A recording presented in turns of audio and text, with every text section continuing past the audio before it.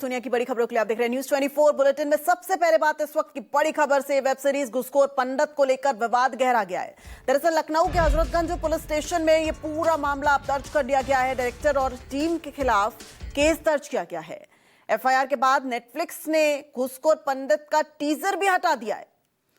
हालांकि नीरज पांडे जो डायरेक्टर है फिल्म के, वो कह रहे हैं ये काल्पनिक है। किसी धर्म समुदाय को ठेस पहुंचाना के लिए वो बिल्कुल इस फिल्म का नाम घुसखोर पंडित नहीं रखा गया है।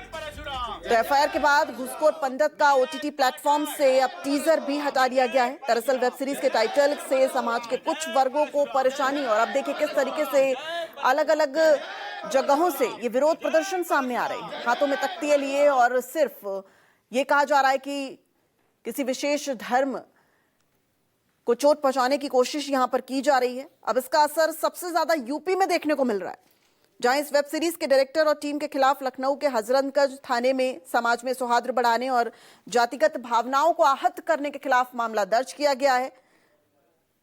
और अब मामला दर्ज के बाद टीजर जो है वो मूवी का ओटीटी प्लेटफॉर्म से हटा लिया गया है। मानस, टाइटल है घूसखोर पंडित। पंडित का अगर मतलब देखें तो ज्ञानी या फिर किसी एक विशेष क्षेत्र में ज्ञाता, ये कहा जाता है, शास्त्रीय ज्ञानों को नहीं, लेकिन इसको पंडित के साथ जोड़कर देखा जा रहा है। ये विरोध प्रदर्शन इतना क्यों?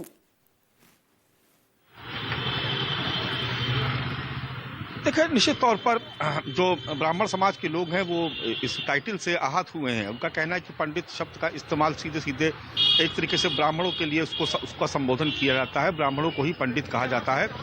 तो ये एक तरीके से अपमान है कि एक ऐसा फिल्म का टाइटल रखा गया जिसमें लिखा गया घूसखोर पंडित। तो पंडित का सीधा अर्थ हुआ कि आप एक ब्राह्मण समुदाय विशेष को आप टारगेट कर रहे हैं। ये तो विरोध की एक बहुत बड़ी वजह है। लेकिन उत्तर प्रदेश ये पहला ऐसा राज्य है जिसने सीधे इस मामले में मुकदमा दर्ज किया। लखनऊ की हजरतगंज कोतवाली, ये बड़ी महत्वपूर्ण कोतवाली है, मुख्यमंत्री निवास से लेकर विधानसभा तक इसी कोतवाली क्षेत्र के अंतर्गत आते हैं।